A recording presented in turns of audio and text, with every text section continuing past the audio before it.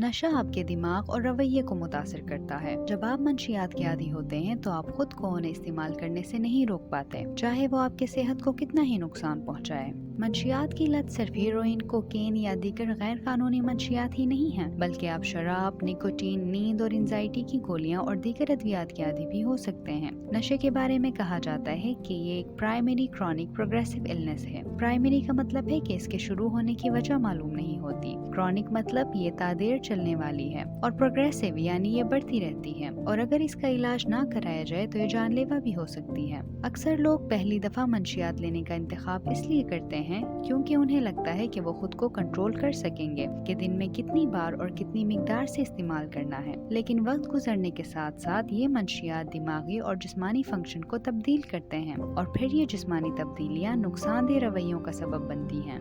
Brain imaging की जदीद technique के जरिए अब हम पता लगा सकते हैं कि नशा मुतासरा लोगों के दिमाग की साख्त और कारकर्दगी को कैसे मुतासर करती है। हमारे दिमाग के अंदर एक रिवॉर्ड पाथवे होता है, जो एक न्यूरोनल पाथवे है जो दिमाग के मुख्तलिफ हिस्सों से न्यूरॉन्स को निहायत तरतीब के साथ कनेक्ट करता है। इसे मेसोलिम्पिक पाथवे भी कहा जाता है। रिवॉर्ड पाथवे दिमाग के उन हिस्सों से कनेक्टेड है जो हमारे रवैयों और यादाश्त को कंट्रोल करते हैं।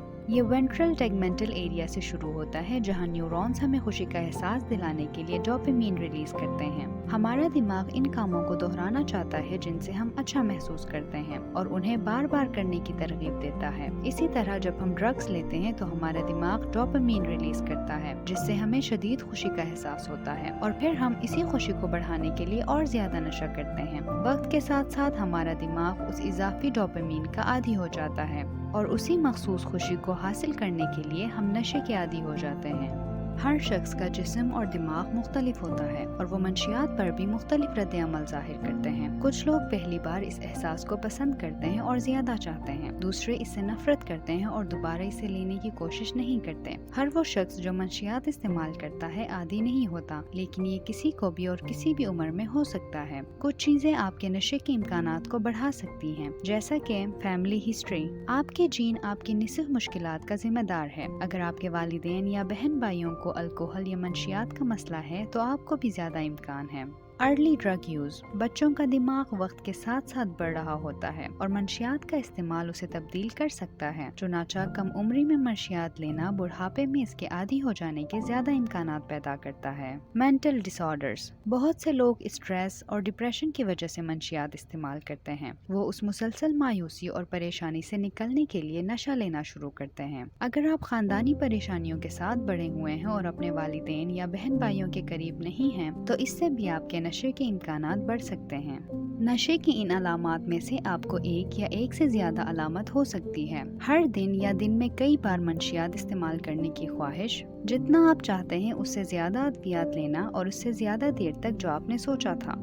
हमेशा अपने साथ मंशियात रखना और इसे खरीदना चाहे आप इसे बर्दाश्त नहीं कर सकते। ज्यादा वक्त अकेले में गुजारना, अपनी देखभाल ना करना या इस बात की परवाह ना करना कि आप कैसे नजर आते हैं। जब आप मंशियात नहीं लेते तो आप बीमार महसूस करते हैं।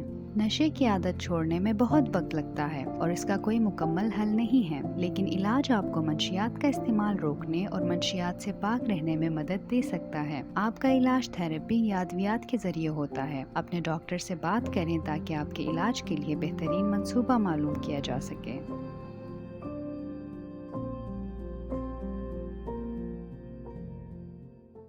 अपने सवालात और ख्यालात का इजहार कमेंट सेक्शन में करें, और मज़ीद मालूमात के लिए हमारे चैनल को सब्सक्राइब करें।